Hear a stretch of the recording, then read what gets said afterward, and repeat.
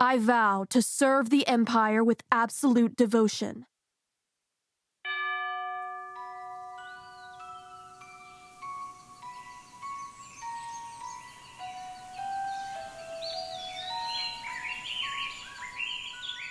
Yahshi Konya was an easy target. His scarlet coat restricted his movement, crinkled with every step, and stood out against the evergreens. The tracer laughed as he tackled Yahshi onto the dirt. You're wearing red, like a bullseye! When the boy ran off to hunt the last criminal, Yahshi made his way to their imaginary detainment facility. His best friend, QUAX AVARIUM, had marked the designated area by moving logs to form the outline of a square. The other 13-year-old prisoners greeted him as he stepped over a log and joined them inside. Welcome back, Yahshi. I'm surprised he didn't trace you faster with a coat like that. You look like a tomato with arms and legs. Yahshi flung his coat at the ground, and QUAX narrowed his eyes in disapproval. You'll get sick. It's either get sick or get caught. Yahshi crossed his arms with a shiver as ALORA VALENTINE approached him. He assumed from her irritating smirk that she would play the role of Tracer in the next round. ALORA loved playing Tracer. Silly move, Yahshi. Now your teeth will chatter, and I'll hear you. I bet if I borrowed your mittens, you'd spot me even faster. They're light green. She genuinely believed her mittens camouflaged in the woods, which amused Yahshi. They're yellow. Truly banana yellow. The other prisoners laughed, and ALORA's smile faded. Everyone knew she was colorblind, a fact about herself that she hadn't fully accepted. QUAX, are my mittens really yellow? Yeah. Can we just start the round already? Lunch break doesn't last forever. The tracer had already returned with the final criminal. Fine. So ALORA left the detainment facility and leaned her forehead against a tree. 1, 2, 3. As she counted to 50, the other friends scattered about the woods. Yahshi never had much luck climbing trees, so he searched for a clump of thick branches to hide behind. Psst. Hey, Yahshi, follow me. I've got the perfect spot. Yahshi trailed behind QUAX with raised brows. The coastal breeze numbed his cheeks as they weaved around branches and stepped over logs. Every tree featured a unique arrangement of peeling bark, sage-green moss, and leaves resembling dewdrops. A rabbit scuffled behind a bush, and Yahshi grinned. He would have run after it if he weren't playing hide-and-seek. Despite his many attempts, he had yet to catch a rabbit, but surely it was a numbers game.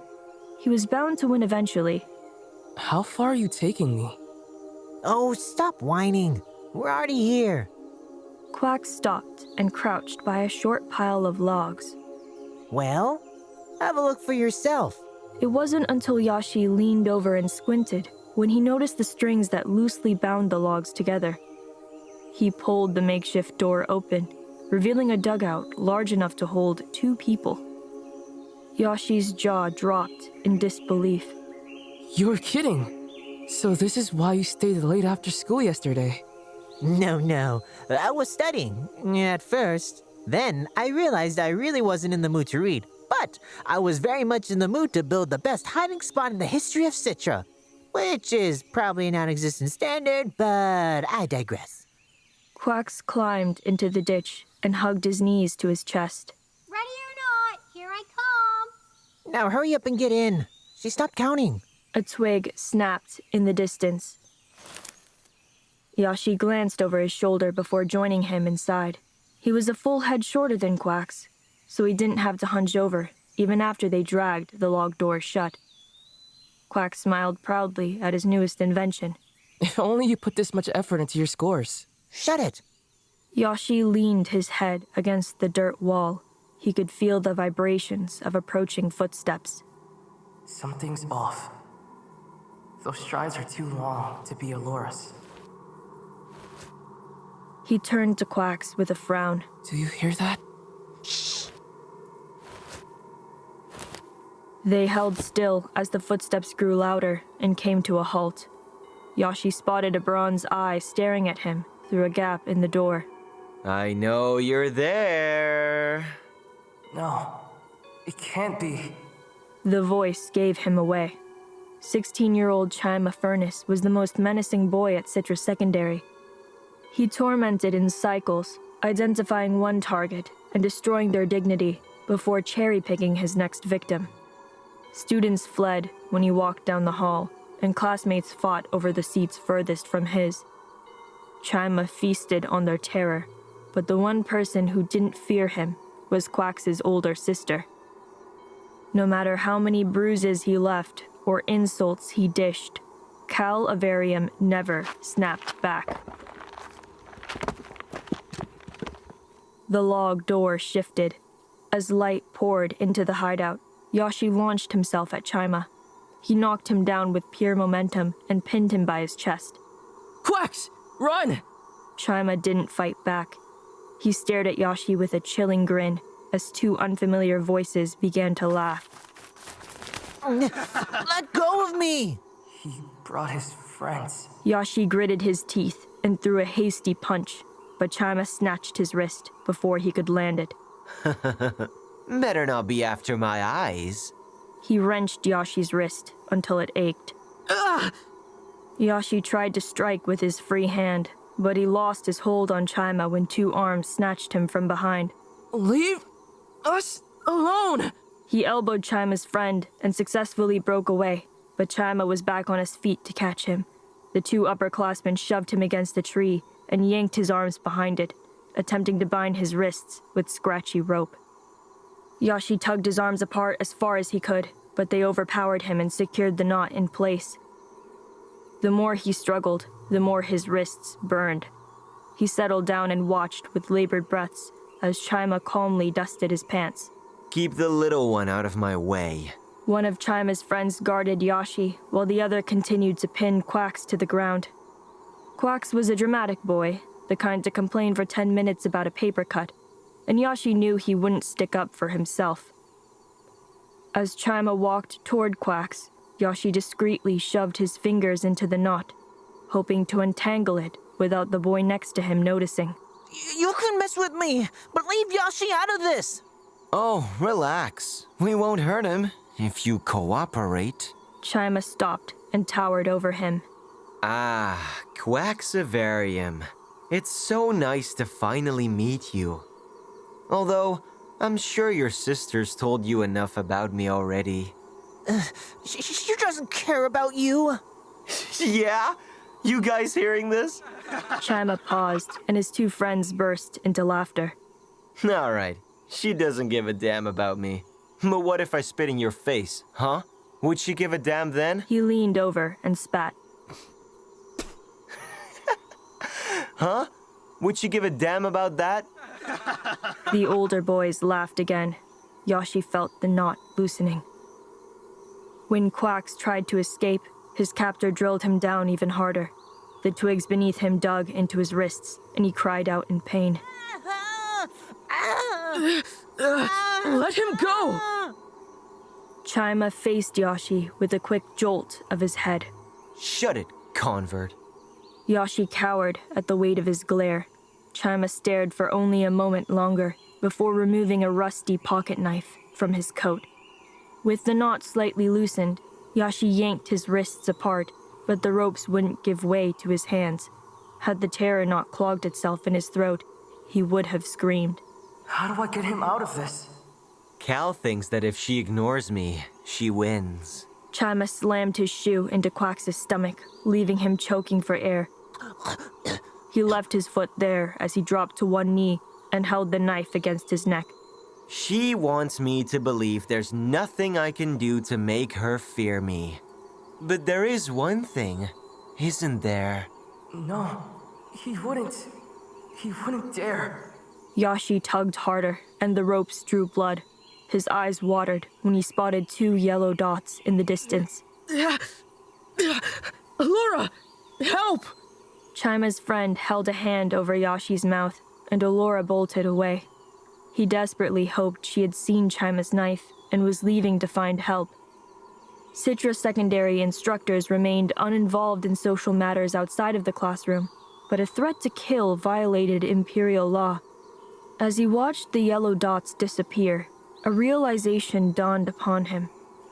Murdering QUAX would send Chima straight to the detainment facility, the real one.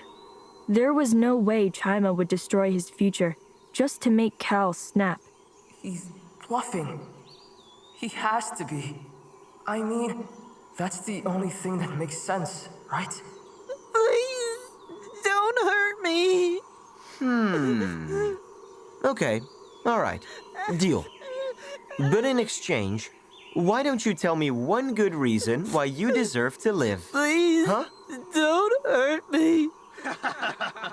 If you want to live so bad, tell me one reason why I shouldn't bury you in the grave you dug up for yourself. Go on. You have 10 seconds.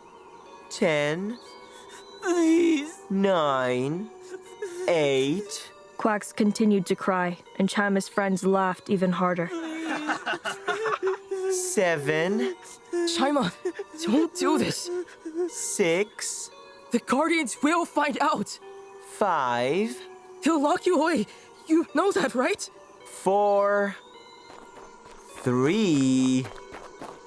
Chima stopped counting at the sound of approaching footsteps. A figure emerged from the shadows, and the boy restraining QUAX stumbled away as though he'd seen a ghost. When Chima raised his head to face the interrupter, a stocky log struck his skull. The knife slid from his grip as he collapsed onto the ground. Cal AVARIUM dropped to her knees, log in hand. You can't win. Chima's trembling fingers searched the dirt for his pocket knife. Before he could grab it, Cal swung the log down a second time. His arm fell limp. The branches swayed, their leaves rustling loudly. Yahshi could hear every bird squawking, every distant footstep and cry for help, every racing breath. The air tasted like mud and rust and salt water. Cal screamed through gritted teeth as she reeled the log back. Cal, stop! Don't!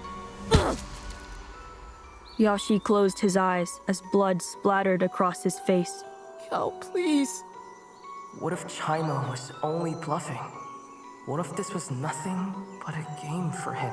When he opened his eyes, Chima's friends overcame their shock and rushed after Cal. They tore the log from her grip before distancing themselves. The clouds darkened as her long hair waved violently in the wind. She leaned over and sobbed. QUAX sat up next to her, splatters of blood mixing into his tears. Cal had never been the warmest older sister, and QUAX had sometimes expressed concern over whether she cared for him at all.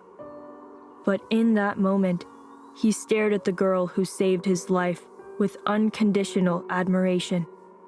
Yahshi lowered his gaze from the siblings and gagged at the sight of Chima's head. Cal, what have you done?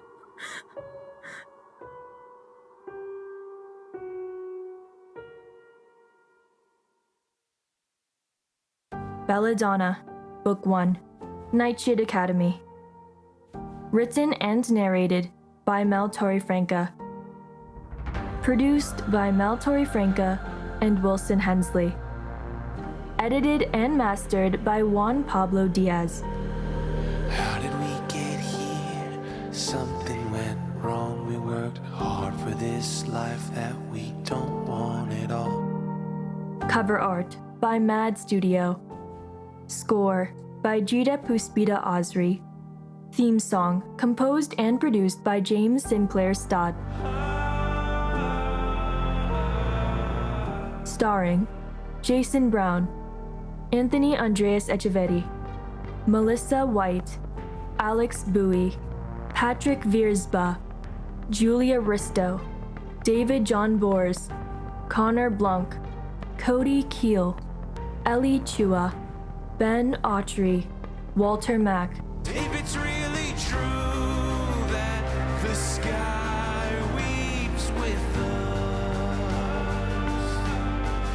if it's really true that heroes live in stars. Featuring the voices of Gwyneth Evans, Jay Ross, Philip Kryanoff, Lucas Hensley, Levi Titus, Angie Eggers, Willem Degar, Alison Prophet, Maria Palmo. Nightshade Academy is produced in association with Lost Island Press. If it's really true, if it's really true. If it's really true, if it's really true. If it's really true, if it's really true. If it's really true, if it's really true. Remember what we are.